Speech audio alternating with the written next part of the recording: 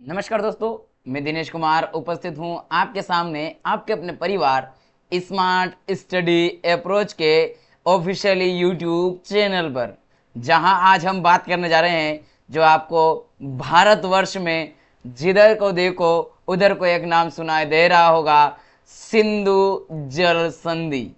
क्या है ये पूरा ए टू जेड आज की इस क्लास में आपको जानने को मिलेगा।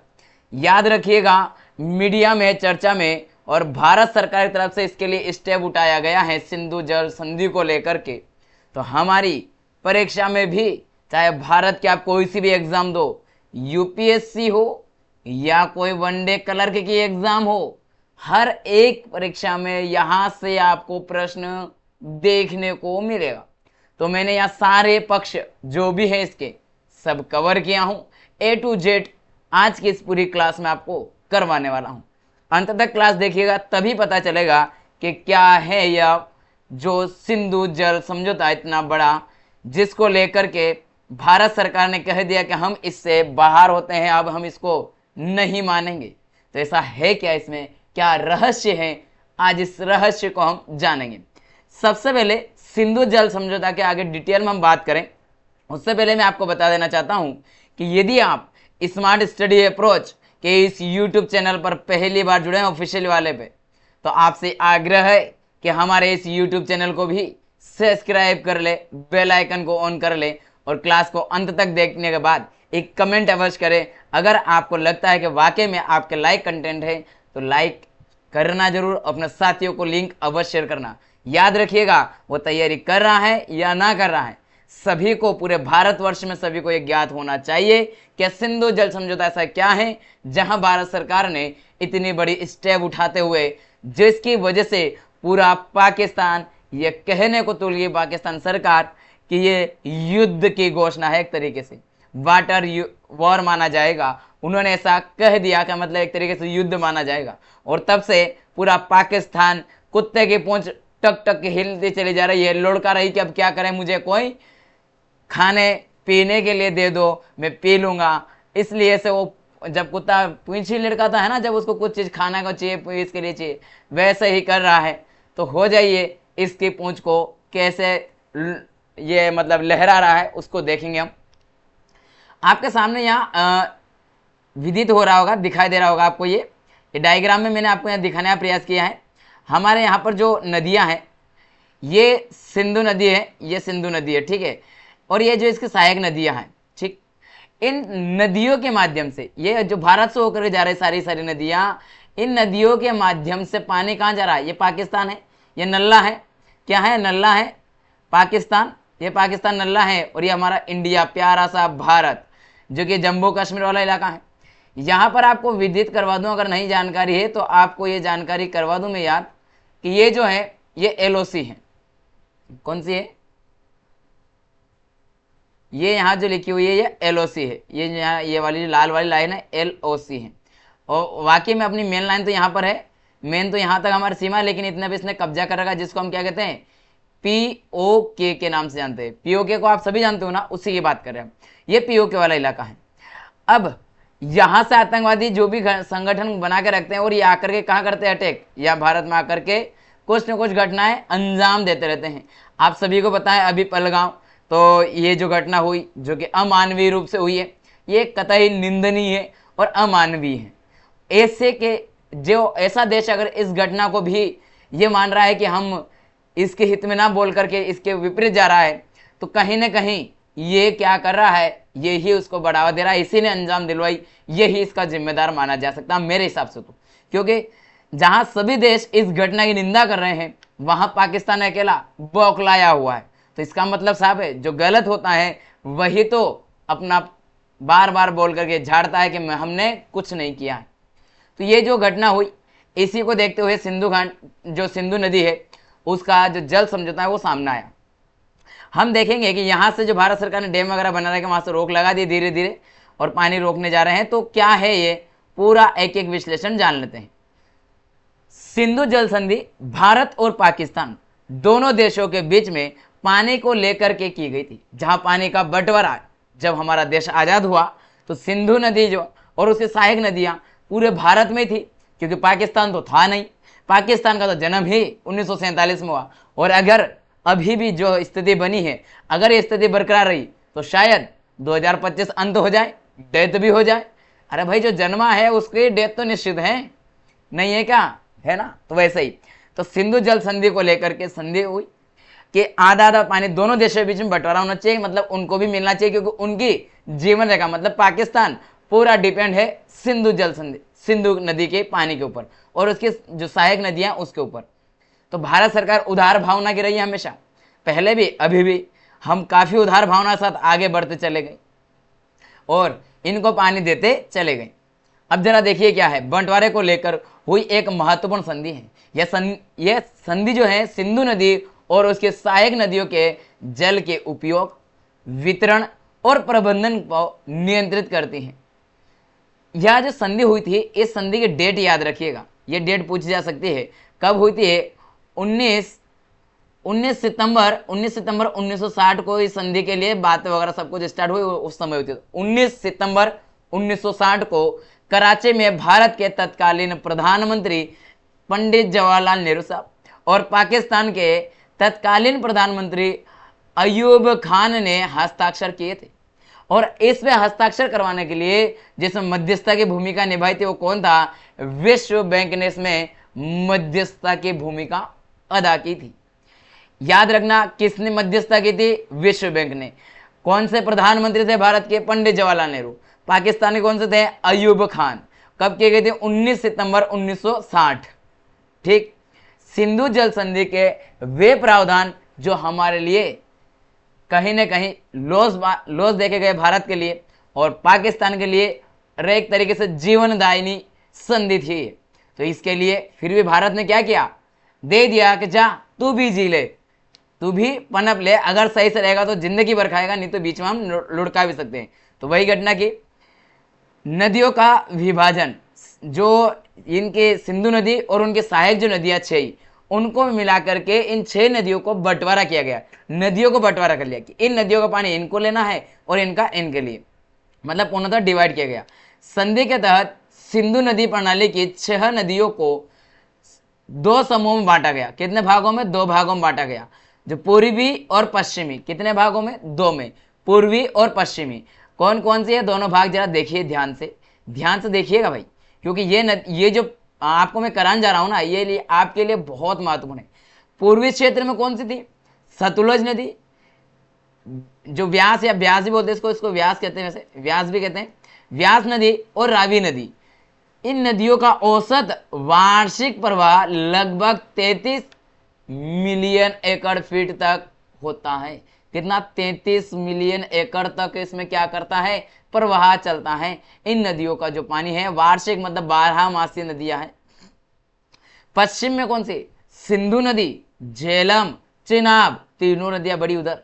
इन नदियों का औसत वार्षिक प्रवाह लगभग 135 मिलियन एकड़ फीट तक फैला हुआ है। वो 33 है केवल और यहाँ 135 है। देखिए बंटवारा किन किन का किस किस के साथ हुआ है, भारत को कौन कौन सी नदियां मिल रही है इसमें देखिएगा जरा। जल का विभाजन भारत और पाकिस्तान दोनों को देखेंगे।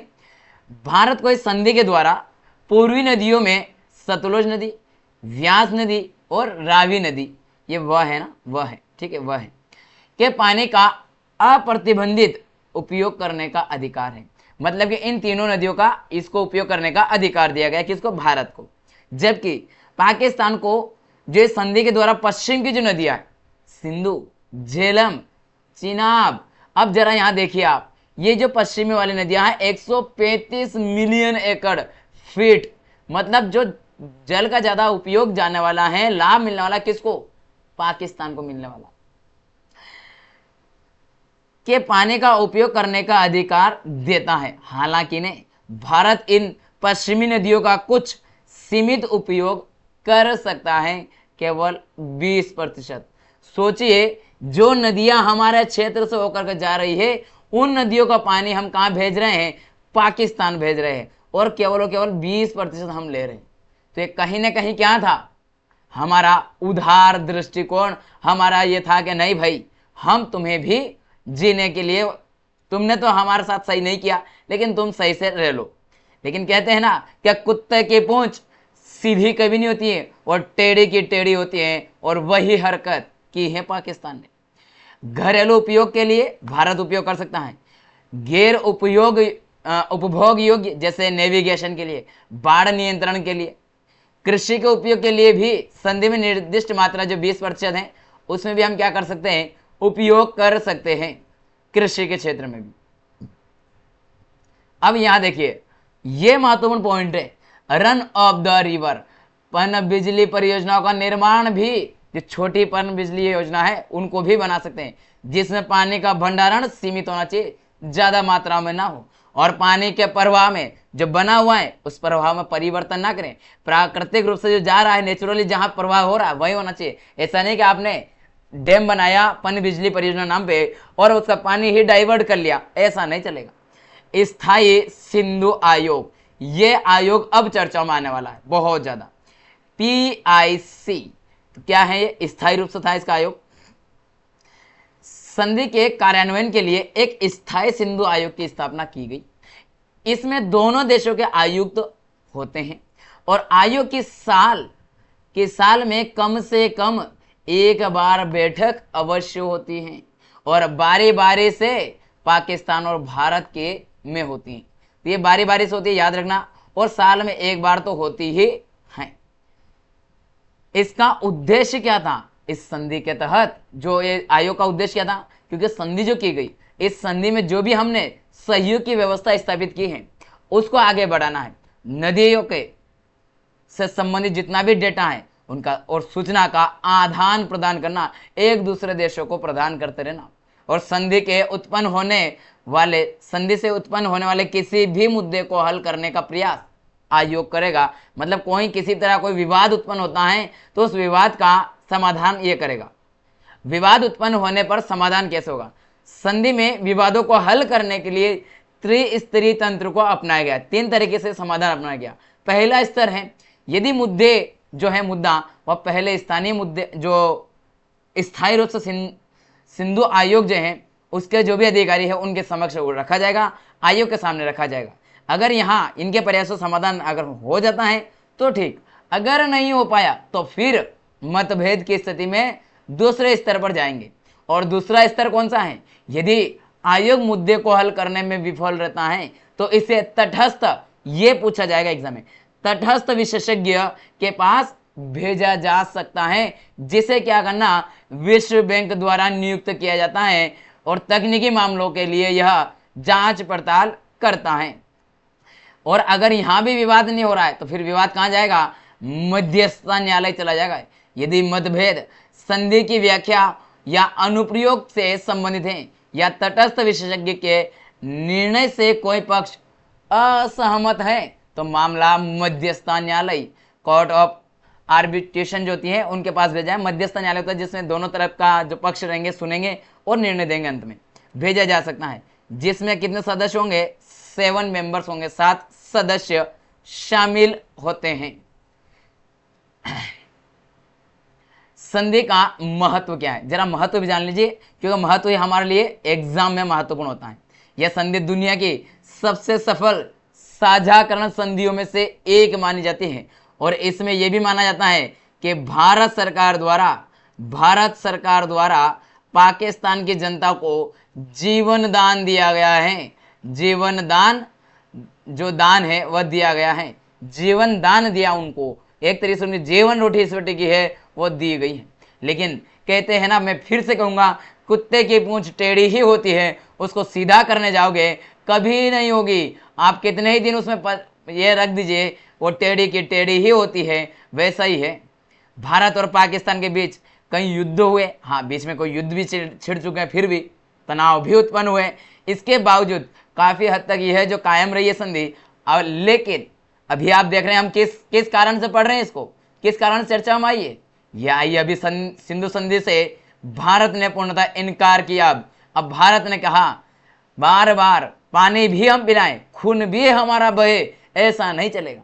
दोनों देशों के बीच पानी को लेकर के बड़े संघर्ष को टालने में सफल रही है, लेकिन अभी आज के समय में अगर देखें तो ये अब विवादास्पद मुद्दा बन ही चुका है।